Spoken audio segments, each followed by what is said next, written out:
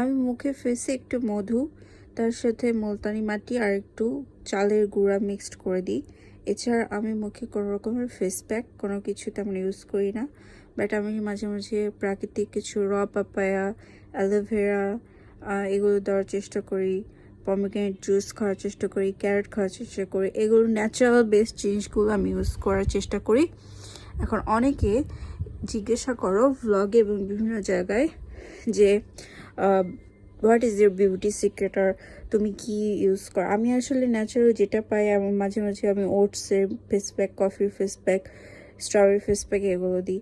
তারপরেও আমাদের কি হয়, পোর্স ওপেন হয়ে যায়, অনেক সময় মুখে অনেক বেশি পিম্পল হয়, অনেক বেশি র্যাশ হয়, দাগ হয়। এটাতে অবাক হওয়ার কিছু নেই। মেয়েদের স্কিন সবসময় একই রকম থাকে না, কখনো কখনো অনেক বেশি গ্লো করে, অনেক সময় ডাল লাগে, অনেক সময় পেল লাগে, এরকম লাগে। তো একই সময় এক এক রকম আর কি লাগে। আর আমরা সেটাকে কি করি, আমরা মেকআপ ইউজ করি সেটার সৌন্দর্যটাকে আরেকটু সুন্দর করার জন্য। আর অনেক সময় আমাদের মেকআপ করা হয় যাতে স্কিনের উপর যে লেয়ারটা পড়ে, যা আমাদের স্কিনকে সানস্ক্রিন ইউজ করার ফলে বা স্কিন প্রোডাক্ট ইউজ করার উপরে আবার মেকআপ করলে সেটা লাইট থেকে অনেক বেশি প্রোটেক্ট রাখে। ইভেন আমাদেরকে সূর্য থেকেও প্রোটেক্ট রাখে। আবার অনেক বাইরে যে ধুলাবালি জীবাণু সেখান থেকে প্রোটেক্ট রাখে, কিন্তু অবশ্যই সেটা বাসায় এসে ক্লিন করতে হবে। অনেকে সেটা করো না। যাই হোক, আমি অনেক বেশি আজকে স্কিনের টুকটাক কথা তোমাদেরকে বললাম। এরকম আরও অনেক কিছু জানতে হলে তোমরা তোমাদের ইন্টারেস্ট দেখাতে হবে, সে অনুযায়ী আমি স্কিনের ভ্লগ বা স্কিন কেয়ারের বিভিন্ন টিপস শেয়ার করব। তার আগে তো করবো না, কারণ এরকম হাজার হাজার ব্লগার আছে যারা স্কিন নিয়ে ভ্লগ করে। ওগুলো তোমরা সার্চ করে দেখতে পারো। তারপর অনেকে অনেক সময় বলে যে আপু আপনার স্কিন অনেক গ্লোই, আগে এরকম ছিল না। হ্যাঁ, আমি তখন অনেক পড়াশোনা করতাম। অবভিয়াসলি পড়াশোনা বেশি করলে চোখে নিচে কালি, অনেক বেশি প্রেশার পড়ে, অনেক বেশি টেনশনে, অনেক কিছু কারণে, জার্নির কারণে এক এক রকম সময় এক এক রকম স্কিনের প্রভাব পড়ে। অবশ্যই আমার স্কিন আগে অনেক এর থেকেও খারাপ ছিল এবং অনেক বেশি পিম্পল হতো। এখন সেটা অনেক কম হয়। এই জন্য হয়তো অনেকে জিজ্ঞাসা করে যে আগের থেকে এত ডেভেলপ কীভাবে। অবশ্যই বেসিক যে স্কিন কেয়ার, যেমন ময়শ্চারাইজার, সানস্ক্রিন, সিরাম, এগুলো ইউজ করতে হবে। আমি বলবো না যে শুধু ন্যাচারাল জিনিস দিয়ে স্কিন ভালো থাকে। এটার পাশাপাশি কিছু অ্যাসিড কেমিক্যালও আমাদের স্কিনকে মানে হাইড্রেট রাখতে এবং আমাদের যে ডার্ক স্কিনের যে স্কার্সগুলো সেগুলো রিমুভ করতে। ইভেন আমাদের পিম্পল যেটা হরমোনাল ইস্যুর কারণে হতে পারে মেয়েদের, কিংবা অয়েলি স্কিন হলে, অনেক সময় ময়লা থাকলে হতে পারে, এগুলো নানান কারণে হয়। আর অনেকে ফেক আইল্যাশ ইউজ করো। অনেকে আমাকে কমেন্টে অনেক জায়গায় বলো যে তোমার আইল্যাশ কি ন্যাচারালি এরকম নাকি তুমি ফেক আইল্যাশ ইউজ করো।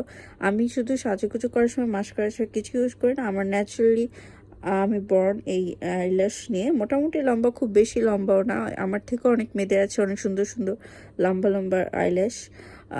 বাট আমি বলতে পারি যে আমার ফ্যামিলির মধ্যে আমি অনেক লাকি যে আমার ভুরু প্লাক করতে হয় না কখনো। আমার ভুরুটা দেখা একদম ড্র করে এবং খুব ডার্ক শেড। এইটা আমার কাছে অনেক বেশি, আমি প্রাউড ফিল করি বা ভালো লাগে আমার। বাট আমার কাছে মনে হয় সবার স্কিন টোন যেমনই হোক, কালো হোক, ফর্সা হোক, যেরকমই হোক বা যেরকমই ভুরু হোক, সব কিছু নিয়ে নিজের মধ্যে ইনসিকিউরিটিতে মেয়েরা অনেক বেশি ভোগে। সেটা না ভুগে নিজেকে নিয়ে নিজে প্রাউড ফিল করাটা খুবই বেশি ইম্পর্টেন্ট। আমি ততক্ষণই কথা বলবো যতক্ষণ না আমার ফেস প্যাকটা ড্রাই হয়, আর তারপর ব্লগটা শেষ করব।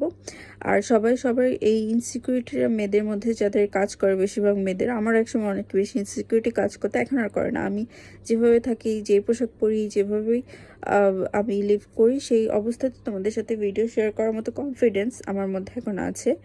আর এই এআই এর যুগে তো অবশ্যই আছে, কারণ বেসিক্যালি যে রং থিংসগুলো বা মেয়েদেরকে নিয়ে যে ফেক ভিডিওগুলো, এগুলো দেখলে আসলে বোঝা যায়। অনেক সময় অনেক কিছু আছে যেগুলো বোঝা যায় না, সেগুলো আসলে মূলত করা হয় সেই সব মেয়েকে নিয়েই, যাদেরকে কি করা হয়, চেষ্টা করা হয় দমিয়ে রাখার জন্য। বাঙালিদের কিছু ফেক পাবলিক কিংবা ইন্ডিয়ান কিংবা বিভিন্ন দেশের কান্ট্রি যারা ফেক অ্যাকাউন্ট খোলে বা মেয়েদেরকে নিয়ে এক ধরনের বাজে জিনিস তৈরি করার চেষ্টা করে, তারা আসলে সেই সব মানুষকে নিয়েই করে যাদেরকে থামিয়ে রাখতে চায়।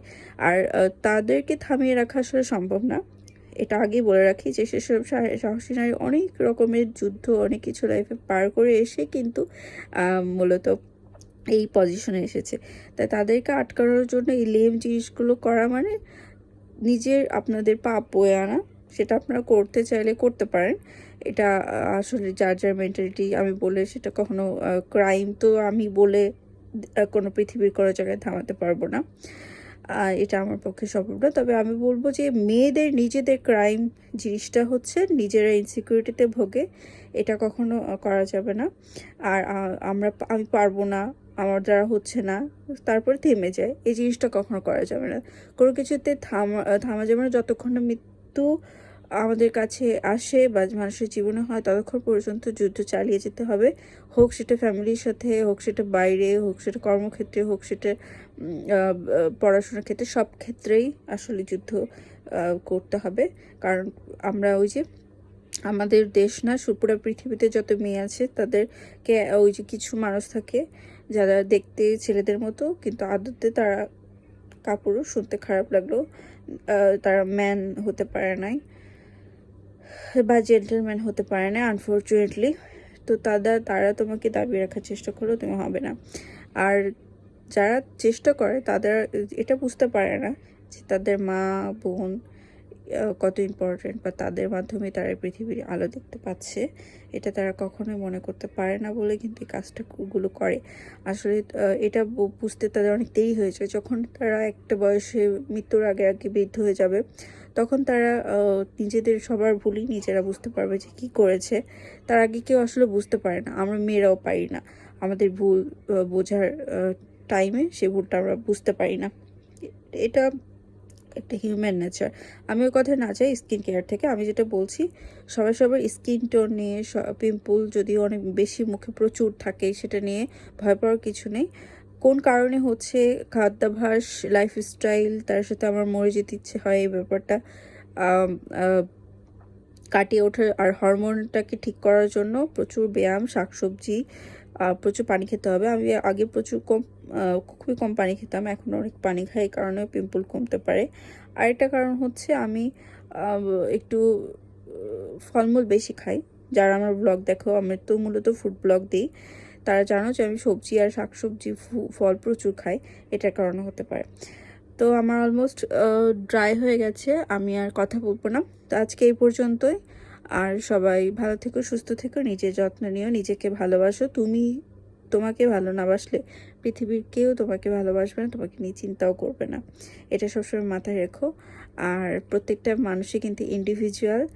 আর প্রত্যেকটা মানুষ, তুমি যতই ম্যারিড হও কিংবা সিঙ্গেল থাকো কিংবা ফ্যামিলির সাথে থাকো কিংবা না থাকো, তোমার চিন্তা নিয়ে কারো কিছু না। সবাই সবার কথা আগে ভাবে। আর ভূমিকম্প হওয়ার পর নিশ্চয়ই এটা বুঝতে আর বেশি দেরি হয়নি অনেকের। সো নিজেকে আগে বাঁচিয়ে রাখো সব ক্ষেত্রে। আর পাশাপাশি তুমি ভালো থাকলে পাশের মানুষগুলো কিন্তু তোমাকে দেখে অনুপ্রাণিত হবে এবং ভালো থাকবে আশা করা যায় একটু হলেও। আর লাইফে নেগেটিভিটি থাকবে, এর মধ্যে পজিটিভিটি খুঁজে নিতে হবে। আর কোনো প্রশ্ন বা কোনো কিছু জানা থাকলে অবশ্যই জিজ্ঞাসা করো। আর তোমরা অবশ্যই জানো যে স্কিনে কেয়ারের ব্লগ দেখতে চাও কিনা, অবশ্যই আমি দেখাবো। আমি তো খুব একটা বেশি সময় পাই না, খুব বেশি যে স্কিন কেয়ার করি তা না। মাসে হয়তো 2-1 বার একটু চুলে ওয়েলিং প্রসেস থাকে, প্যাকিং প্রসেস থাকে। আর স্কিনে একটু খুব বেশি নিজের কাছে খারাপ লাগলে বা খুব ফ্রি টাইম থাকলে তখন আমি মুখে এরকম ফেস প্যাক দিই। আজকে এ পর্যন্তই, বাই বাই বাই।